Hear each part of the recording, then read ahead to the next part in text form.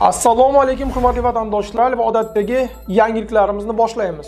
Boshlashdan oldin katta iltimos, meni ko'rayotgan bo'lsangiz, podpiskani bosinglar. Podpiska bizning kanalimizga rivojlanishiga juda ham yordam beradi. Iltimos, shuni bosib qo'yinglar. Musofirdagi yurtdoshlar diqqatiga.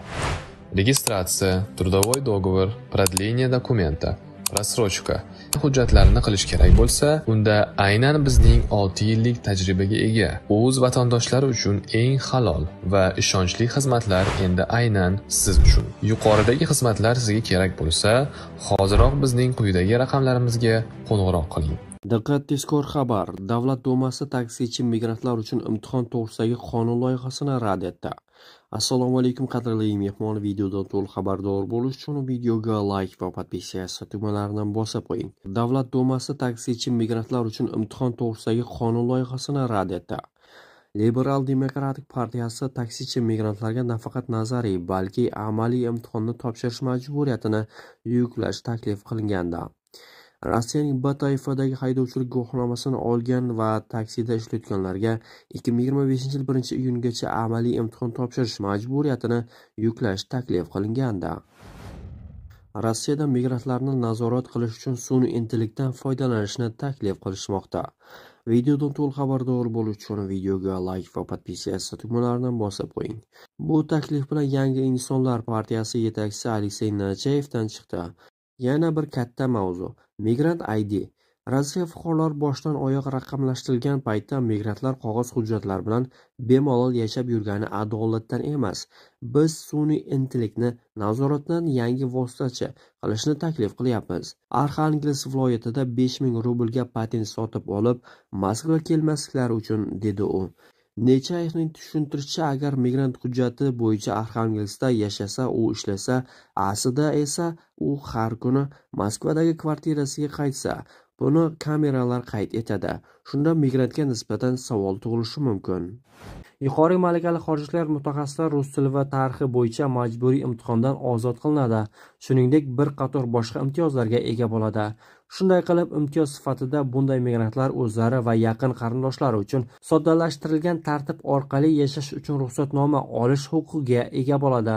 Shu bilan birga ish beruvchilar ushbu mutaxassislarni ishga olish uchun maxsus ruxsat olishlari shart emas.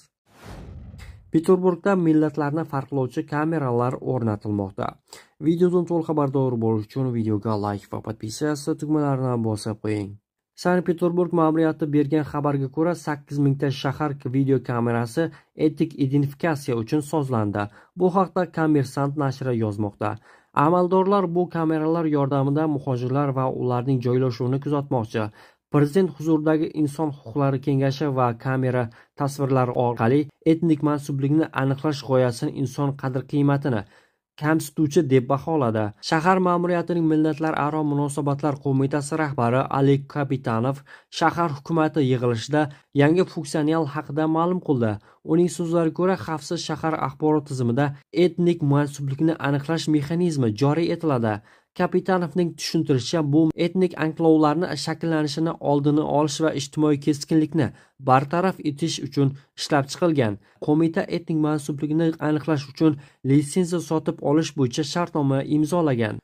Rossiyada hatto pasportda millat ko'rsatilmaydi. Endi esa qandaydir kameralar insonning etnik mansubligini aniqlashi mumkin ekan. Diqqat, tezkor xabar. Rossiyada Lacetti avtohalokatga uchradi. Qurbonlar bor. 16 mart kuni Rossiya Novgorod viloyati Valdov tumanida davlat raqami Surxondaryo viloyatiga tegishli bo'lgan Chevrolet Lacetti avtomobili bilan yo'l transport hodisasi sodir bo'ldi. Bu haqda Novgorod viloyati yo'l harakati xavfsizligi inspeksiyasi xabar berdi. Ma'lum qilinishicha, soat 14:00 da Rossiya shassisining 400 kilometrida Chevrolet Lacetti avtomashinasining 34 yoshli haydovchisi xavfsiz masofani saqlay olmay, oldidagi 25 yoshli haydovchi boshqarayotgan Volkswagen Gentra'ga kelib urilgan. Zarba oqibatida Lacetti qarshi bo'lakka chiqib ketgan va yarim tirkamasi bo'lgan DAF yuk mashinasi bilan to'qnashib ketgan. Lacetti haydovchisi va 23 yoshli haydovchisi bo'lgan jarohatlari oqibatida vafot etgan. Hodisa joyida Novgorod viloyati davlat inspeksiyasi xodimlari ishlamoqda, deyiladi xabarda. Qayd etilishicha, hozirda sodir bo'lgan voqeaning barcha tafsilotlari aniqlanmoqda. Vafot etganlarning shaxsi ochiqlanmagan. Eslatib o'tamiz, avvalroq Rossiyaning Ulyanovsk viloyatidagi yo'l transport hodisasida 5 nafar O'zbekiston fuqarosi halok bo'lgani haqida xabar berilgan edi. Sankt-Peterburgdagi reyd davomida 24 muhojir qo'lga olindi. Videodan to'liq xabardor bo'lish uchun videoga like va podpiskatsiya tugmalarini bosib qo'ying. Politsiya shaharning janubiy-g'arbida chet elliklar zich joylashgan hududlarda tungi reyd o'tkazdi. Ichki ishlar boshqarmasi ma'lumotiga ko'ra, tekshiruv yotoqxona va hostellarda olib borilgan. Bir necha yuz mehmonning hujjatlari tekshirildi. 24 muhojir migratsiya qonunchiligini buzganligi aniqlandi. Ular politsiya bo'lmasiga olib ketilib, ma'muriy javobgarlikka tortildi. Qoidabuzarliklarga oid ma'lumot nazoratdagi shaxslar ro'yxatiga kiritildi. Rasmiy ma'lumotlarga ko'ra, aksariyat muhojirlarning hujjatlari tartibda bo'lgan. Diqqat, tezkor xabar. Rossiyadagi tergov izolyatorlari va koloniyalarda 30 ming muhojir saqlanmoqda. Rossiya penitensiar muassasalarida chet elliklar soni oshganini ma'lum qildi. Bu haqda Interfax.ru nashri xabar bermoqda. Chet elliklarning ortib bormoqda. Ularning soni joriy yilning 1-yanvar holatiga ko'ra 30,028 kishini tashkil etadi, deydi u xizmat kollegiyasida. Gossetning ma'lumotlariga qaraganda, muhojirlarning 69,5% O'rta Osiyoliklardir. Taqdim etilgan ma'lumotlar muassasalarda operativ vaziyatning murakkablashuvi xavfi oshganligidan dalolat beradi. Ba'zi hollarda bu qochish va garovga olish kabi favqulodda hodisalarga aylanib ketdi. Biz tegishli choralar ko'rdik, shu jumladan tashkiliy kadrlar va protsessual tadbirlar, dedi FJXX rahbari. Gostev 2024-yilda xalqaro majburiyatlar doirasida Rossiyaga chet el davlatlardan 60 ta shaxs olib kelganligini ta'kidladi. Shu bilan birga ekstraditsiya doirasida chet el davlatlarga 877 gumonlanuvchi va ayblanuvchi, shuningdek jazoni o'tashni davom ettirish uchun 224 mahkum topshirilgan. Bundan tashqari, chet el fuqarolar va fuqaroligi bo'lmagan shaxslarga nisbatan Rossiyada bo'lishi nomaqbulligi to'g'risidagi 7650 ta qaror va mamlakat hududiga kirish ruxsat etilmasligi to'g'risidagi 8700 dan ortiq qaror qabul qilindi, dedi FJXX